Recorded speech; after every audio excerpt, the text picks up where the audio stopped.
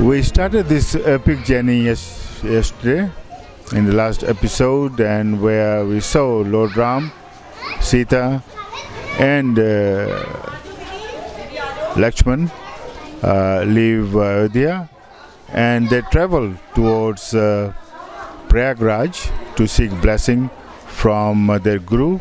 And in those days, they would have taken a few weeks or months to travel to Prayagraj, but we today traveled by a modern road, and we arrived here in about 4 hours, and we are here in the center of Prayagraj. And to tell us the story of why Lord Ram came to Prayagraj before traveling onwards to Chitrakoot, I've got with me Nilesh Narayan, who is a local guide. He's got some knowledge of Ramji here, so I'll invite Nilesh to come and join me. Nilesh, welcome to this program. And now tell us why Ramji came to Prayagraj and to this temple in the background. So here we are at the epic Bhardwaj ashram, the Bhardwaj temple here. So it is believed, as per Hindu mythology, that Lord Rama came here before during his exile, and he visited this ashram to seek the blessings of sage Bhardwaj before going to Chitrakoot. So we have 3 important sites here where Lord Rama visited and offered his prayers, and those 3 spots are pilgrimage sites. So this ashram here is one of the most important sites out of those 3. Okay, I'll ask you a couple of questions about this ashram.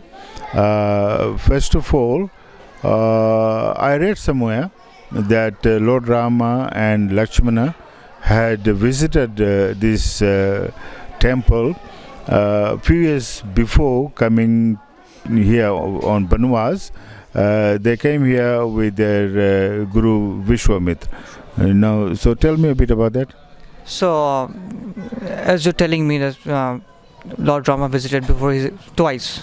So, when he visited before his exile period, he was here as a student, because during that time it was a huge monastery, or you can say education center, a scientific research center, where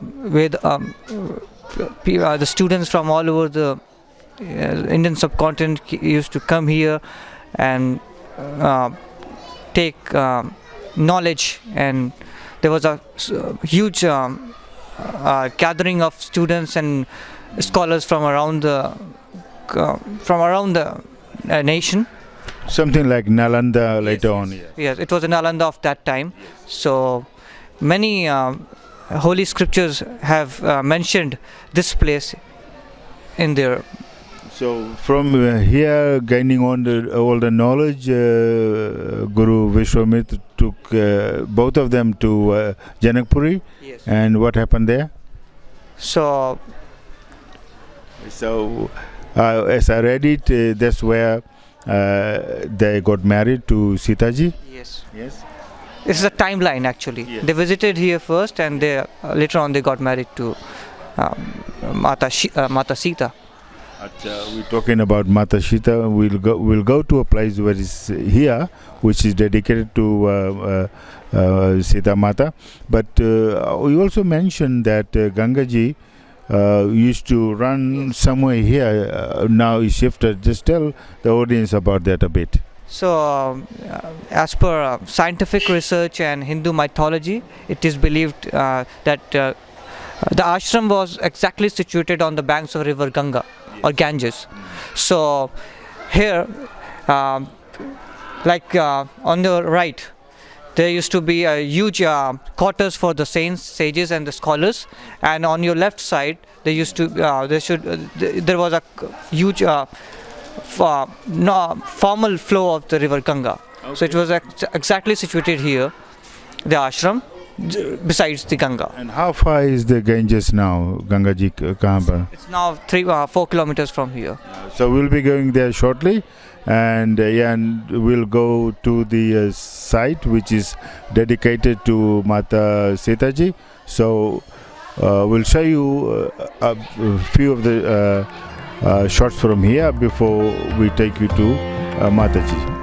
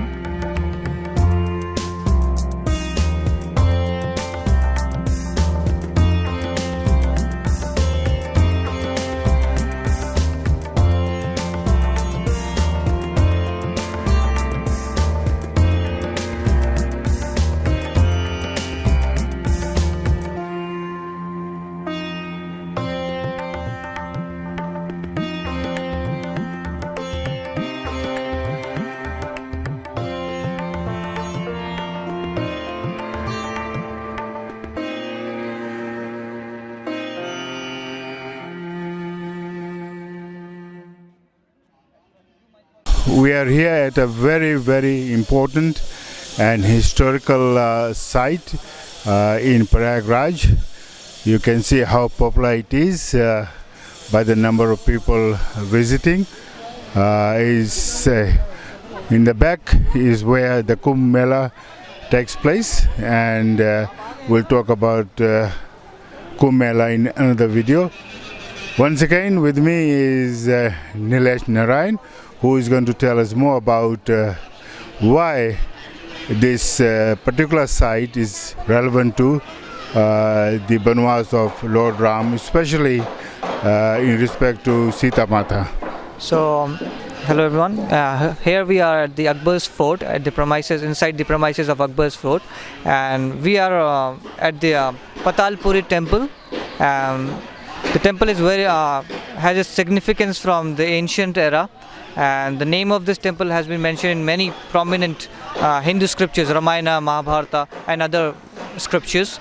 And as per Hindu mythology, Lord Rama, Bhakt Prahlad, and the Chinese monk and traveler Yun Sang is said to have visited this place. And Lord Rama visited this place along with his wife Mata Sita and his beloved brother Lord Laxman. So here we have this Akshavat tree. It's called the immortal banyan tree. And during the ancient times, the pilgrims used to come here and offer their prayers to the holy Sangam, which is situated right next to this Allahabad fort. And people used to visit this place, this tree, offer their prayers, and they used to jump from this tree. Inside we have this Patalpuri well. Yes. So in the well we had this water from which is sourced from the Saraswati, and people used to visit, used to jump from this tree to that temple, to that well, and in order to achieve salvation. So this tree is very old. It is very old and very significant to Hindu mythology. Nilesh, you were talking about an underground temple. Is this the part of the temple, or the temple is somewhere else? The underground temple. So this is the underground temple. There you have this entry to that temple, and it was, as per Hindu mythology, it was built in around Dwapar Yuga.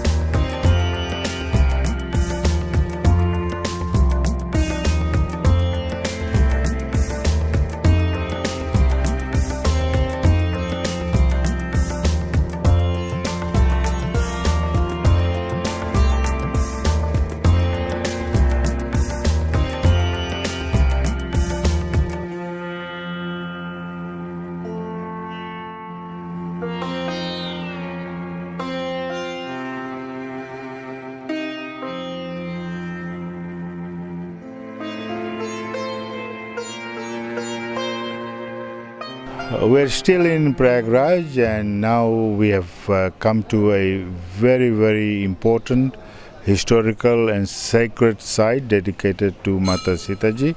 And once again I've got young Nilesh, who is going to first provide historical background to this very important mandir, which is just behind us.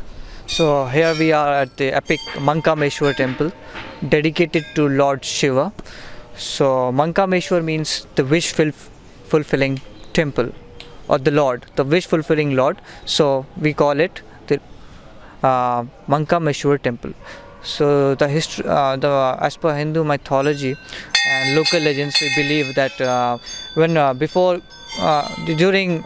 Rama was on his exile with his beloved brother Laxman ji and his wife Sitaji, he visited this place, and and built. He visited this site and built a shivling here because. So Shivling, there's some story about Sitaji being a devotee of Shivaji, and then she prayed over here. Tell us a bit about that. So when Lord Rama during his exile visited the two important sites, like we have this visited the Bhadwaj ashram and the Patalpuri mandir or the Akshavatri. Right next to this site we have this Yamuna river, but during that time we had this confluence, the confluence of Ganga, Yamuna and Saraswati, the Sangam. So now we don't have Sangam here, it is shifted because the flow of river keeps on changing in various So it shifted a bit further down there. Yeah, further down there. So during that time we had this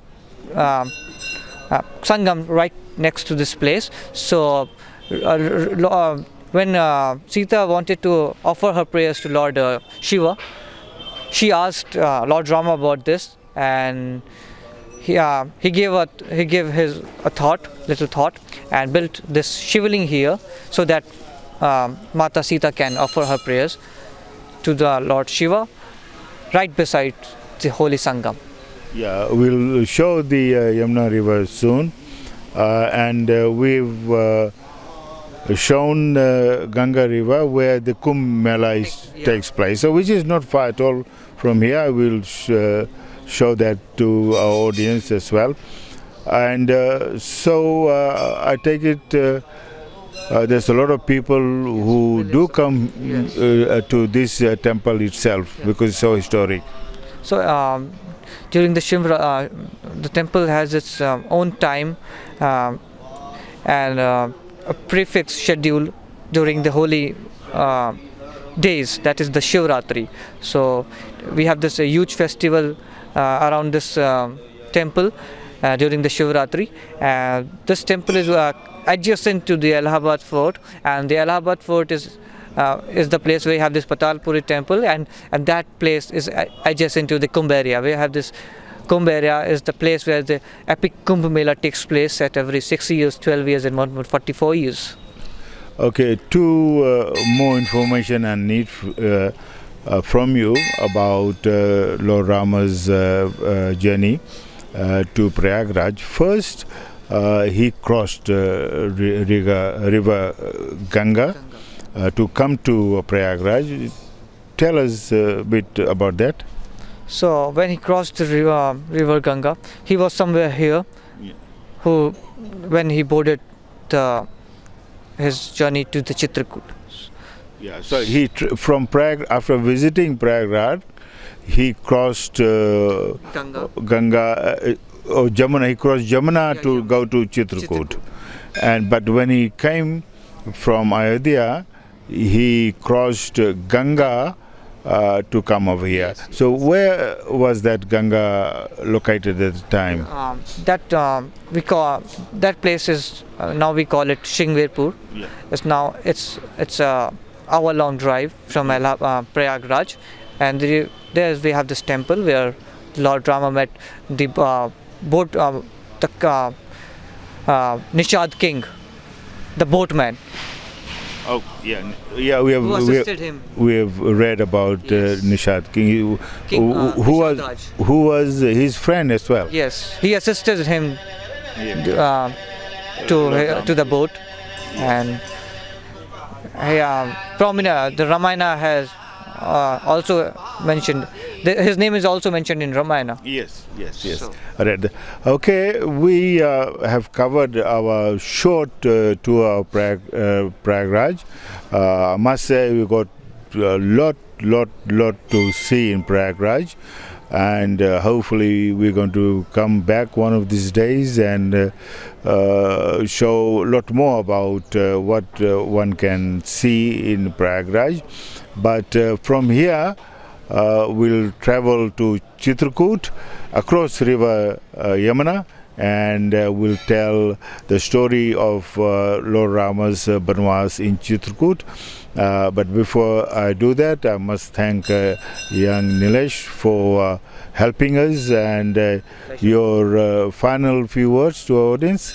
my best wishes to the documentary, and my humble invitation to the people of India, and for people in various countries. People of the Indian diaspora and the Girmi diaspora. I invite you to the Holy Kumbh, which takes place at this holy land, and we have this first royal bath at the 15th of January, and it will be a stretch to 4th of March. So please visit this place, to the Kumbh Mela.